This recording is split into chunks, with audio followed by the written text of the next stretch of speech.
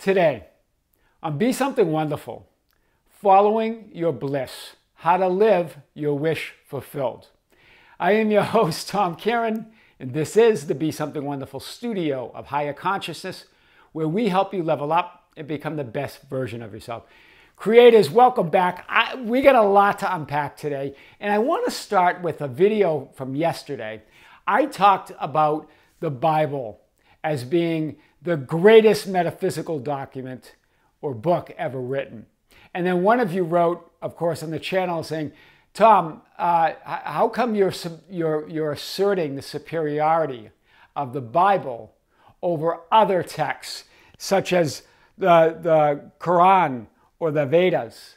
And I just want to say that was never my intention. I am never asserting superiority over anything. In fact, my message is to say we're all one. And so it was never with that intention. It was expressed with the enthusiasm that in the ancient texts is the metaphysical message that we're all one and that we all create our own reality. That's really what I was getting at, not at all to express that the Bible is superior, and I never did say that.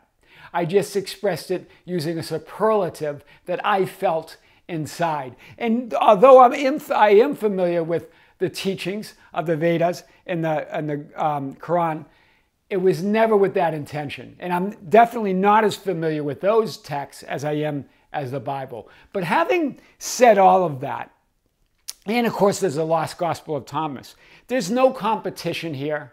There's no superiority. Remember, that competition, that feeling of feeling that that the Bible was being expressed as superior comes from you, not me. No matter what I said, that's coming from a feeling of you, feeling, oh, this person's expressing superiority. So that's really what I want to say. And if you told me, if you said the Vedas was the most powerful metaphysical text ever written, I would say, yes, you're right. And then if another one of you said that the Quran was the greatest metaphysical text ever written, I would say, yes, you're right. Why would I say that? Because to you, it's true, and you create your own reality. That is my point. I'm never asking you to agree with my reality, right? You create your own. And so it's not about agreeing with my reality. It's about creating your own reality. That's really what I wanted to say. So it wasn't done with any intent to say that anything is superior to anything else.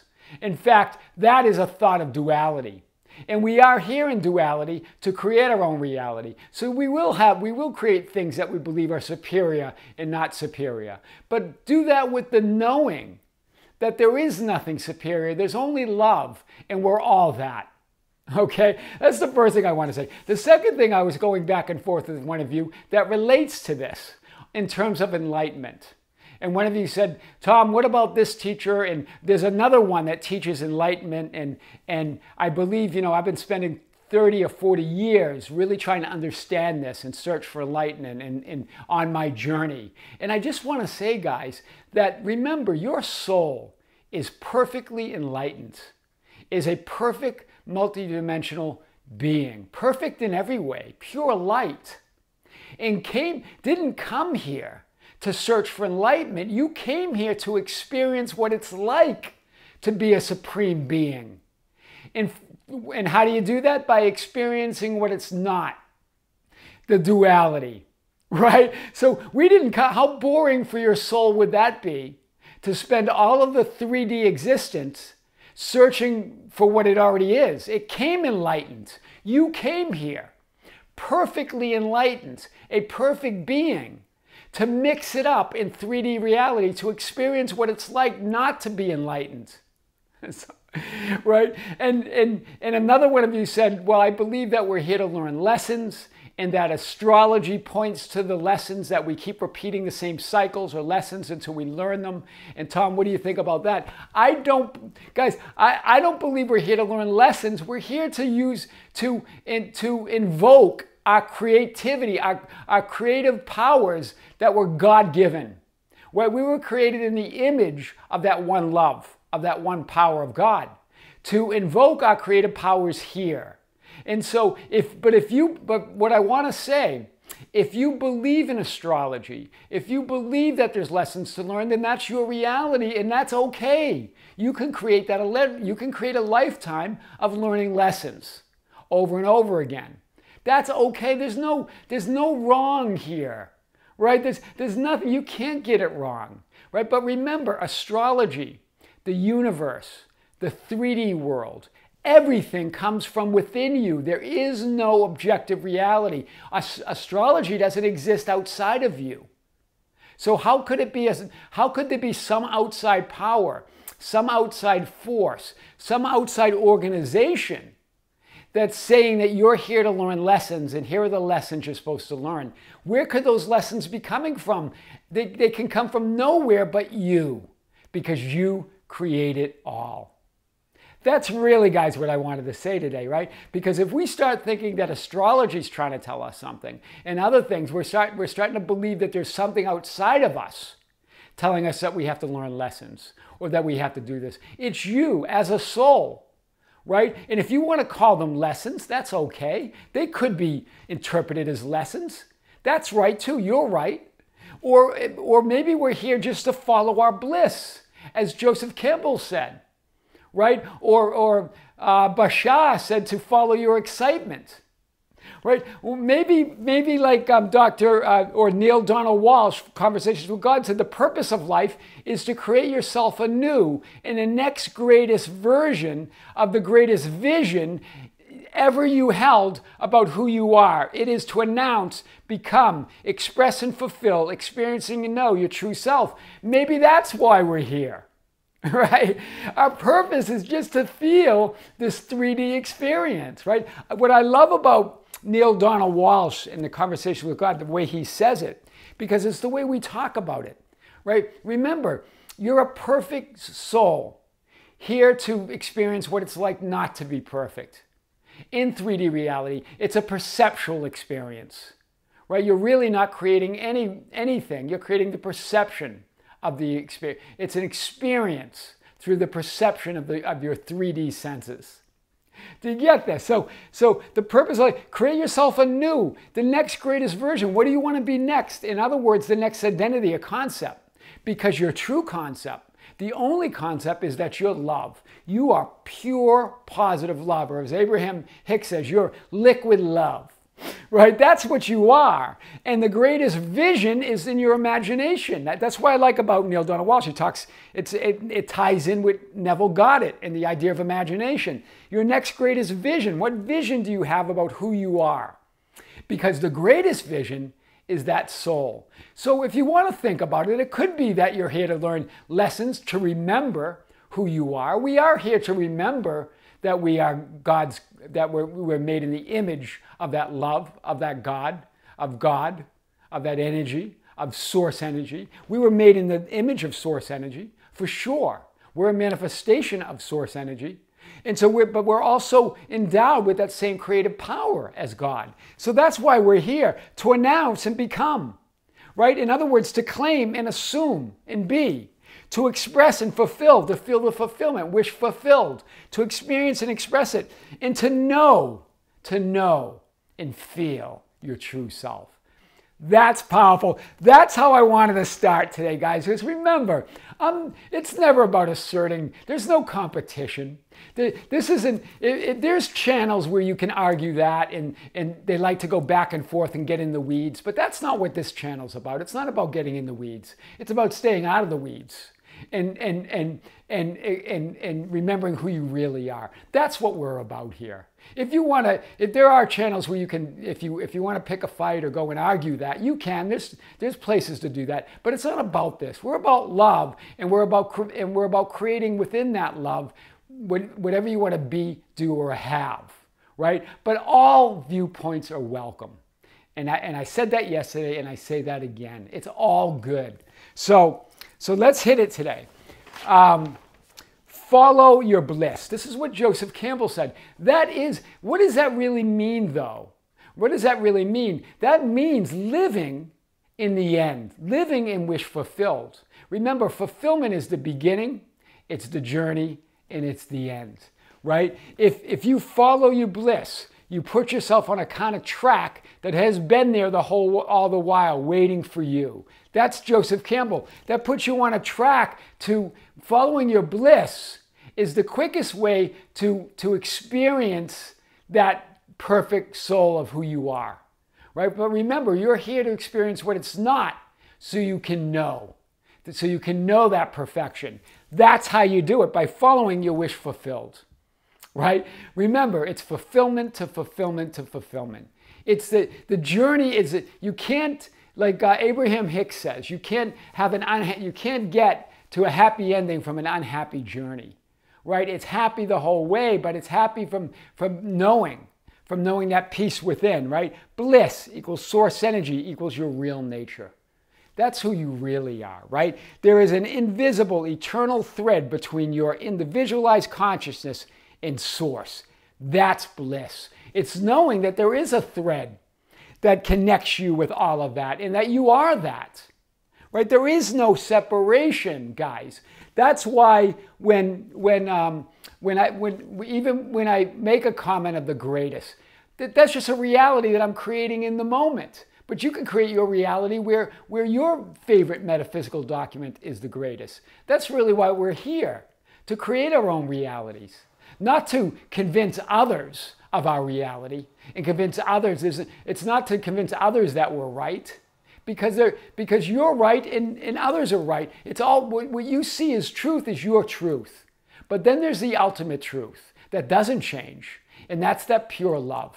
That's that unchangeable, untouchable, unseen love that's within us and that we are, and that we're feeling it all the time.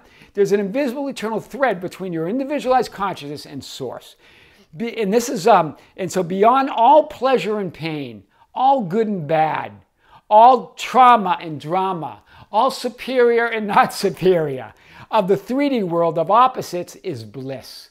So beyond all that competition, all that feeling that we want to assert our rightness or someone's wrongness, is bliss, is that love. That's powerful. That's what I really want to get at today. And then I want to follow up with a meditation to get there. But there's no getting there because it's here and it's now. So to follow your bliss is not about just seeking and trying to hold on to a blissful or joyful moments.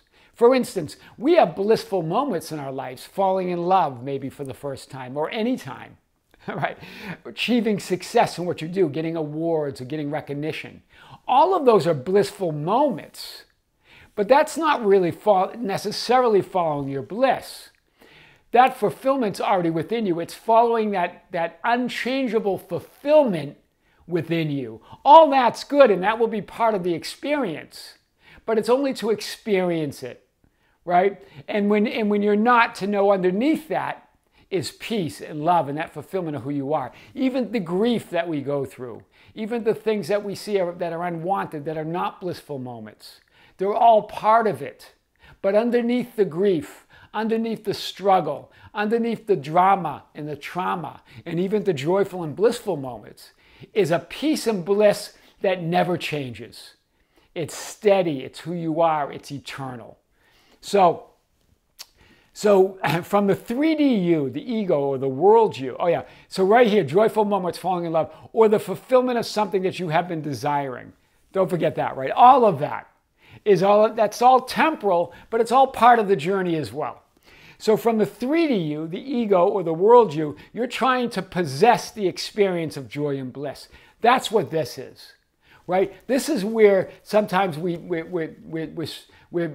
say, I'm struggling with the processes, or I don't know what fulfillment feels like. We're trying to possess fulfillment. We're trying to possess the experience of fulfillment, right? Going from one success to another, trying to get that high of falling in love again or being successful. We succeed at something, or we fall in love, and then we want that experience again. We, quote, lose it. We're trying to hold on to it or possess it.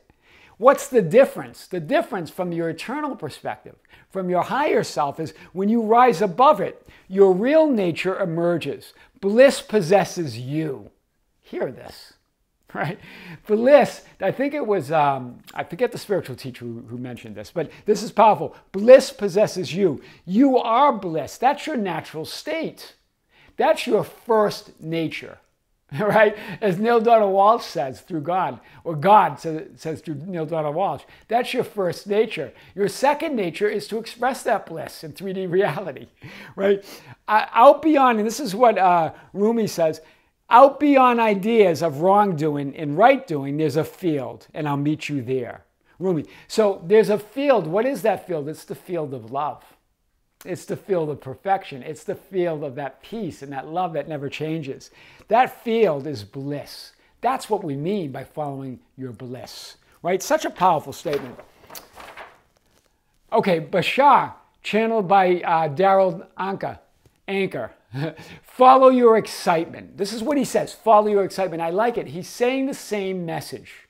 Follow your excitement. Remember, Bashar is an entity that's channeled by Daryl Anchor. And he says, follow your excitement. Excitement is bliss, is the body's translation. This is what he says. Bashar says through Daryl. Excitement or bliss is the body's translation of the vibrational resonance with your true nature or source energy. Hear this. So that's what excitement is. When you're feeling that excitement, that's the translation of source energy. We've often talked about that. That's what emotions are. But I like the way he says it here, right? It's a translation of the vibrational resonance with your true nature, source energy. Your soul, your highest viewpoint or identity of self is perfect. It's bliss, it's love, it's light. So that's why we're here. We're already that. And that's our highest viewpoint, is our soul. Our perfect multidimensional being is our highest viewpoint. That's perfect bliss, and that's love. So how do we experience that if we are all that in the world of duality? To experience what it is not, right? So you didn't come, this is big, into the 3D experience to be where you've been the whole time. Do you get this? I know one of you was saying it. I've been on this track for 30 or 40 years, and they're following different gurus, and they're following different YouTube channels. They're looking and looking. How do I experience this like Eckhart Tolle experienced and Dr. David Hawkins experienced? Well, you already are that. And so you can have a dramatic experience like Eckhart Tolle, or you can just live it every day in exercising your creative powers, creating your own reality, feeling that fulfillment within, right? So you didn't come here then, guys, to be who you already are the whole time. You came here to experience the duality, the relativity. You came to see what life is like being a supreme being and what you are already. You didn't come to come to experience what you are not, right? Because you can't know that which you are unless you experience that which you are not. This is what Neil Donald Walsh said, right? Or God said through Neil Donald Walsh. So you are unconditional love, experiencing what it feels like to be that by experiencing what love is not. Hear this. Your unconditional love, experiencing what it feels like to be that by experiencing what that love is not. You are non-physical consciousness experiencing the physical world of duality. Do you hear this? So powerful. That's why you're here. But Bashar, I love the way he talks about this, right? He has these principal points, and they all make sense, right? That you exist, right? That you are consciousness, right? That you are that love, and that's the only thing that is real. Right? From a higher viewpoint or concept of yourself, it's not about manifesting your reality, but aligning and corresponding with the desired version of yourself. Do you hear this? From that highest viewpoint, it's not really manifesting. It's about aligning and corresponding with your desired version of yourself, the identity that you want to experience. Because when you occupy that new identity, you now occupy new beliefs, new assumptions, new emotions, new thoughts. Right? The 3D world conditions, people, and events are reflections of that identity and what you believe and assume about yourself in the world. And then the 3D world coalesces and forms around that new identity. That's the quickest way to get to your desired reality, become the identity that is that reality. Because it's not that I create reality, it's that I equals reality. And I really want to show you this today. And then talk about a meditation to get there. I create reality. So there's truth to it all, right? Remember, there is no right or wrong here in that sense, right? There's only the truth that you believe. So I create reality is a level of manifesting your reality. You manifest within an identity or concept of yourself that you believe yourself to be. So whatever that identity is, you can create reality within that identity. You can create things that you're going to enjoy, right? You can attract the people, events, and circumstances within that identity. Jobs, relationships, money, all within the limited, but it's all within that viewpoint that you're identifying with. And that viewpoint, by nature, is limited. All viewpoints are limited. Unless you're identifying as that multidimensional, unlimited soul, all other identities that you take on in the 3D world are limited by definition. So within a certain identity, you can create reality. And then you can even you can shift, or what we call a quantum leap, to move to a parallel reality, an entirely new reality, by taking on an entirely new identity, right? A new concept of yourself. That's what we really mean by shifting realities, right? This certainly will be a new reality, but it's a new reality within that viewpoint or concept of yourself that exists. To shift to an entirely new identity is to make a quantum leap in an entirely new reality, right? You're still feeling separation between you and your desires and the reality you want to fulfill here. When you say, I create reality, there's still some separation there in that thought, in that belief, right? Between your desires and the reality you want, right? You still feel that you have to manifest them, that you got to create them. But from the higher and broader perspective, I equals reality, or I am reality. That's the higher perspective. Here now, there's no future, there's no waiting, and there's no separation. Here, there's the possibility of waiting. You create the possibility of a future, right? In separation here. Here, when I is reality, there is no future, there is no waiting, there is no separation. You are reality. When you declare it, when you assume it, when you say it, right? Choosing a new identity, when you choose a new identity, all the old beliefs, assumptions, thoughts, and feelings and emotions go with that old identity and are replaced with the new you. It's new assumptions, it's new beliefs, it's new thoughts, all of it. There's a video where I talked about the sort of levels of reality creation. I will look for that, and remind me if I forget to leave the link below. I know some of you will, and I love it. So, Bashar, there is actually only one moment in creation. Everything you experience is the same moment from a different point of view. Wow. That's why, and when he says different point of view, meaning a different identity, a different concept of yourself, looking at reality differently. You create the past and the future from the here and now. Wow. This is Bashar. That's what Bashar says. This is what we've been talking about, right? All of that's created from the moment now by your point of view. That's what we're doing here, guys.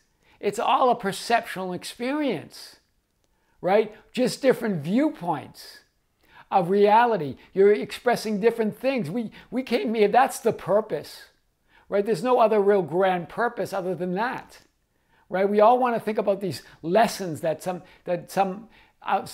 spiritual power outside of us is putting on us to learn, right? But it's not about that. Everything you experience is another aspect of yourself. There is no journey to enlightenment. You're already enlightened perfectly. You just don't remember. Right? It's that unspeakable peace and love underneath the mask that you're wearing, the identities that you're wearing, right? That enlightenment is an experience of whom you really are. Wow, powerful.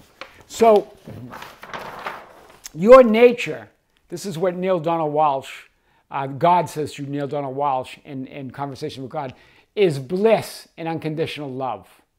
Your second nature is to choose to express your first nature consciously. I love that. Your first nature is that supreme being.